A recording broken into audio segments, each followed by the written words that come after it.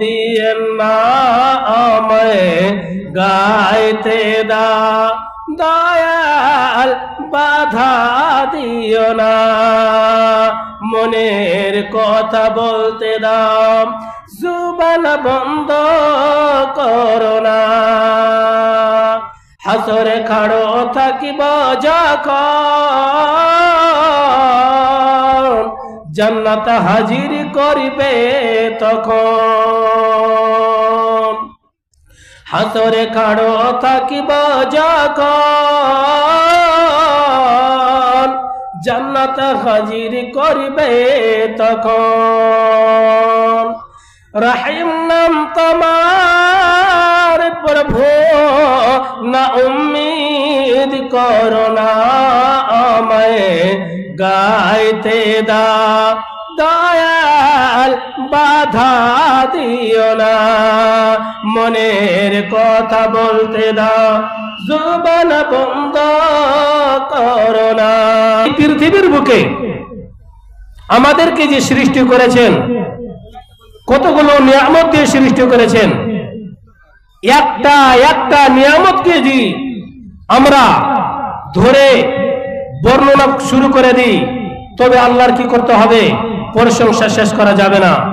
কারণ এতগুলো নিয়ামত আল্লাহ রাব্বুল আলামিন আমাদেরকে দিয়েছেন, কিন্তু আমরা মুসলমান এতগুলো নিয়ামত পাওয়ার সত্ত্বেও আল্লাহকে বলে আমরা ভুলে গিয়েছি। আল্লাহর প্রতি আমাদের বিশ্বাস দিল থেকে উঠে গিয়েছে। আল্লাহ যে আমাদেরকে সৃষ্টি করেছেন, একদিন আমাদেরকে আবার যেতে হবে, আর যাওয়ার পর মাবুদের সামনে আমাদেরকে যে হিসাব দিতে হবে, এই দিল থেকে আমরা বের করে দিয়েছি।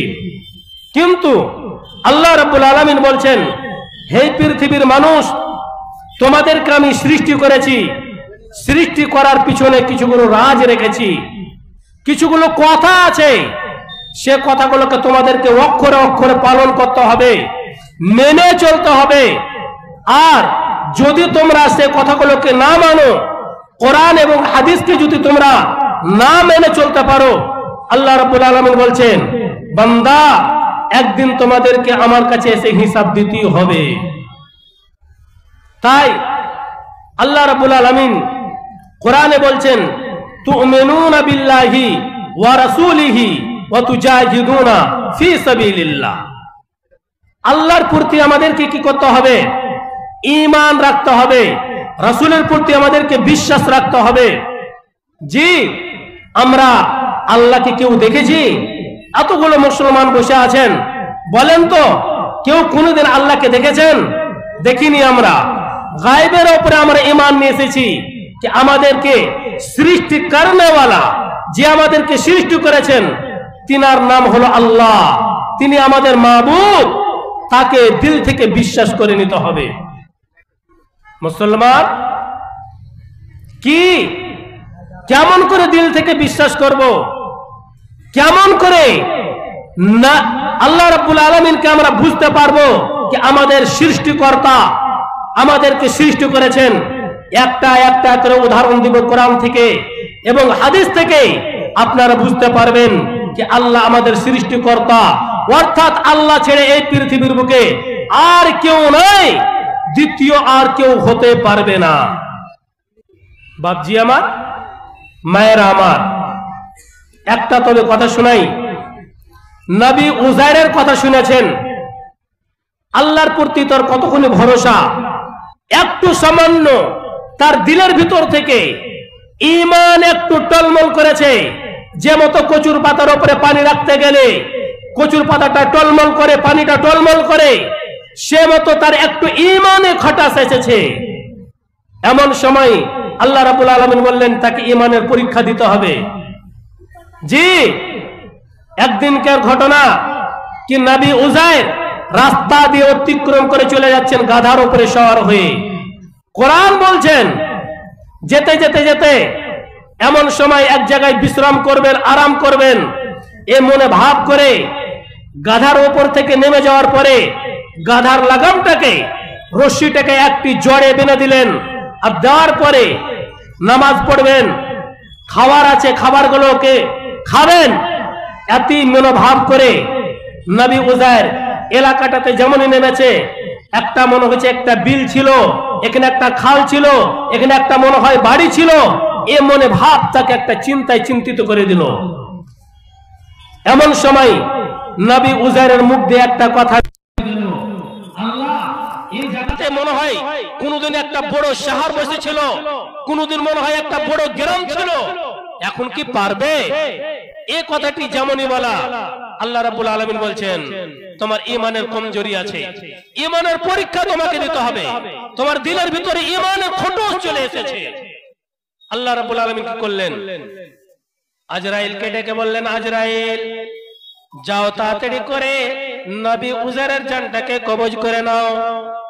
নবী উজাইরকে মেরে দেওয়া হলো। বন্ধুরে আমার, মেরে দেওয়ার পরে কোরআন বলছেন কি 100 বছর তাকে মেরে দেওয়া হলো। 100 বছরের পরে যখন আবার জানটিকে আল্লাহ রাব্বুল আলামিন ফেরত দিয়ে দিলেন নবী উজাইরের, তারপরে সুন্দর করে যখন আবার জীবিত হয়েছে, জীবিত হওয়ার পরে আল্লাহ রাব্বুল আলামিন একটা একটা করে নবী উজাইরকে ইয়াদ দিলাচ্ছেন কি, ওরে নবী উজাইর রে, বলতে দেখি তোমার ব্যাগে কি কি তুমি সামানগুলো নিয়ে এসেছিলে, ব্যাগটাকে তুমি খুলে দেখো, বস্তাটাকে তুমি খুলে দেখো। নবী উজাইর খুলে দেখছেন কি, আমি যে কি নিয়ে এসেছিলাম, টমেটোর জুস নিয়ে এসেছিলাম, জুস আছে, খাজুর নিয়ে এসেছিলাম সঙ্গে করে নিয়ে, খাজুর গুলো ব্যাগে রাখা আছে, যতগুলো সামান নবী উজাইর সঙ্গে করে নিয়ে এসেছিলেন বন্ধুরে আমার, ওই সামানগুলোকে একটা কিছু হয়নি, তার জায়গা মজাও বদলা যায়নি, সুন্দর হয়ে আছে। তারপরে রাব্বুল আলামিন বলছেন কি, ও নবী উজাইর রে, এবার বলতে দেখি তুমি কিসের উপরে সওয়ার হয়ে এসেছিলে, কিসের উপরে তুমি চড়ে এসেছিলে? তখন নবী উজাইর বলছেন কি, আল্লাহ রাব্বুল আলামিন আমি একটা গাধার উপরে এসেছিলাম। কই তোমার গাধাটা কই? বলছে একটা জড়ে আমি বেঁধে দিয়েছিলাম। কই তোমার গাধাটা কই? নবী উজাইর হাক্কা বাক্কা হয়ে দেখছে কি এই জায়গাতে একটা হাড্ডি পড়ে আছে, এখানে একটা হাড্ডি পড়ে আছে, হাড্ডি গালাকে যেমন উংলি দিতে গেছে আর ছায়ের মতো ফসকে ফসকে ফসকে ফসকে যাচ্ছে। বন্ধুরে আমার, ওরে আমার মায়েরা, লক্ষ্য করে আপনারা শুনবেন, এমন সময় রব্বুল আলামিন একটা মশরাতের হাওয়া দিলেন, হাড্ডিগুলো নিজের নিজের জায়গা থেকে উঠে গেল, তারপরে একটা গাধার শাকাল বলে গেল, তারপরে গোশতগুলো লেগে গেল। গোশতগুলো লেগে যাওয়ার পরে বন্ধুরে আমার, এই দৃশ্যটা নবী উজাইর নিজের চোখে দেখছেন। চোখে দেখতে দেখতে একটা কথা বলে ফেললেন, ইন্নাল্লাহা আলা কুল্লি শাইইন কাদির। মাবুদ রে, যতগুলি পৃথিবীর বুকে যতগুলো কিছু আছে সমস্ত চিজের উপরে তুমি কুদরত রাখনেওয়ালা। আমার দিলের ভিতরে, ঈমানের ভিতরে একটি কমজোরি পয়দা হয়ে গিয়েছিল, তার জন্য মাবুদ আমাকে 100 বছর আপনি কি করলেন? ট্রেনিং দিয়ে দিলেন আমাকে। কি করলেন? ট্রেনিং দিতে হলো বন্ধুরে আমার, ভাইরে আমার। তাই আল্লাহ রাব্বুল আলামিন বলছেন, এ পৃথিবীর মানুষ রে শোন, তুমিনুনা বিল্লাহি ওয়া রাসূলিহি ওয়া তুজাহিদুনা ফি সাবিলিল্লাহি। হে পৃথিবীর মানুষ, তোমরা শুনে না, ঈমান নামে তোমাদেরকে দিলের ভিতরে আমি ভরে দিয়েছি। তোমাদেরকে আল্লাহর প্রতি তাওয়াক্কুল করতে হবে, ভরসা রাখতে হবে। যদি তোমরা আল্লাহর প্রতি তাওয়াক্কুল না করো, আল্লাহর প্রতি তোমাদের উপরে যদি ভরসা না থাকে রে, ও মুসলমানেরা তোমরা শুনে নাও, আল্লাহ রাব্বুল আলামিন বলছেন কি, পৃথিবীর বুকে কিছুগুলো লোক আছে, তাদেরকে আমি নিযুক্ত করে দেব। তারপরে তারা কি করবে? তোমাদেরকে মারবে, আর মারার পরে পিঠের খালগুলোকে তুলে নেবে, আর তোলার পরে নিজের জুতার হাফসুল বানিয়ে নেবে। নারে তাকবীর! বাপজি আমার, ঈমানকে আমাদের দিলের ভিতরে মজবুত করে রাখতে হবে, আল্লাহর প্রতি ভরসা রাখতে হবে। কোন দিনকার জন্য এটা দিলের ভিতরে নিয়ে আসতে হবে না যে এই জিনিসটা হবে কি হবে না, করতে পারবো কি পারবো না। না, সব সময় আল্লাহর প্রতি আমাদেরকে তাওয়াক্কুল রাখতে হবে। বাপজি আমার, কিছুগুলো বিধান আছে কোরআনে, যে বিধানগুলো কি নিজের চোখে দেখে মেনে নিতে হবে। আর কিছুগুলো বিধান আছে কোরআনে, যেগুলোকে নিজের কানে শুনে মেনে নিতে হবে, তবে আমরা কামিলে মুমিন হতে পারবো, মুসলমান হয়ে পৃথিবীর বুক থেকে যেতে পারবো। কি দেখাবো আপনাদেরকে, তবে আপনাদের বিশ্বাস হবে। চলেন একটা কথা শোনাই আপনাদেরকে। একজন নবীর নাম শুনেছেন, সেই নবীটার নাম হলো লূত আলাইহিস সালাতু ওয়াস সালাম। জুড়ানে যাবেন, এখন দেখতে পাবেন কিয়ামত পর্যন্ত আল্লাহ রাব্বুল আলামিন এই নিয়ামতটাকে রেখে দিয়েছেন। এই জিনিসটাকে মুসলমানকে ইবরাত হাসিল করার জন্য রেখে দিয়েছেন। একটা পুষ্করণী আছে, একটা পুকুর আছে, সেই জায়গাতে পানি আছে। সে পানি গালা কোনো একটা পাখিতে খায় না, কোনো একটা জানোয়ারে পান করে না, কেউ কিছু করে না। সে পানি গালা একটা কালো মোবিল যে মতো পুড়ে যায়, সে মতো পুরা পানি, আর পানিগুলো গন্ধ করছে। কারণ আল্লাহ রাব্বুল আলামিন হযরত লূত আলাইহিস সালামের জামানা থেকে সেই চিজটাকে রেখে দিয়েছেন। আর যতদিন পর্যন্ত কিয়ামত না হবে ততদিন পর্যন্ত আল্লাহ রাব্বুল আলামিন সেই জায়গাতে রেখে দিবেন।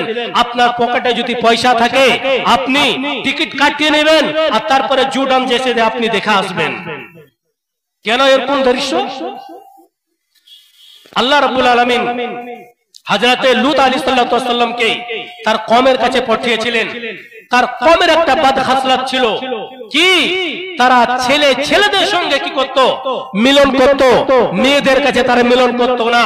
অতএব হযরত লূত আলাইহিস সালাম তাদেরকে তাকলিম করে বলতেন, এ আমার কমেরা, এটা আমার ভাতিজি, এটা আমার মেয়ে, এটা আমার বেটি, এটা আমার ভাগ্নি, এদের সঙ্গে তোমরা বিবাহ করো আর তোমাদের নিজের পরিবারকে তোমরা বাড়িয়ে নাও। কিন্তু এত বদ খাসলাত তারা বিয়ে শাদী করতো না, তারা ছেলের সঙ্গে তারা মিলামেশা করত। একদিনকার ঘটনা, কিছুগুলো ফেরেশতা হযরত লূত আলাইহিস সালামের কাছে এসেছেন।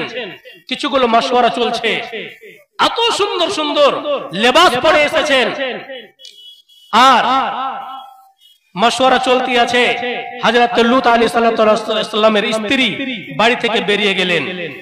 বেরিয়ে যাওয়ার পরে যে মতো আপনাদের এই জায়গাতে সাজা হলডে একটা চক আছে, কাস্তা হাবরে একটা চক আছে, ওই মতো চকে যাওয়ার পরে বলছে কি, ওরে যুবকের দল রে, শোন শোন শোন, তাড়াতাড়ি করে শোন রে শোন, আমার বাড়িতে কিছুগুলো মেহমান এসেছে। এতগুলো মেহমান সুন্দর, এত সুন্দর সুন্দর লেবাস পরিবেশ করে আছে রে, এত সুন্দর হয়ে আছে। যা তোরা নিজের কাজটাকে তোরা নিজের সুযোগে লাগিয়ে নে। আর লূত নবী তোদেরকে মানা করবে, কিন্তু নবীর কথাকে তোরা কিন্তু মানবি না। বন্ধুরে আমার, ওরে আমার মায়েরা, ওরে মুসলমান ভাইরা, তারপরে ওই কওমের লোকেরা, নওজওয়ানেরা লূত নবীর বাড়ির দিকে রওনা করে দিলেন। যাওয়ার পরে সুন্দর করে বাড়িখানটাকে ঘেরাও করে নিলে, তারপরে লূত নবীকে ডাক দিয়ে বলছেন কি, ও নবী লূত, আপনি তাড়াতাড়ি করে গল্পটাকে বাদ দিয়ে দেন। এত সুন্দর মেহমান এসেছে, এই মেহমানগুলোকে আমাদেরকে সুযোগে কাজে লাগিয়ে দিতে দেন। যেমন এই কথা শোনার পরে লূত নবীর মুখটা শুকিয়ে গিয়েছে, আমচুর হয়ে গিয়েছে।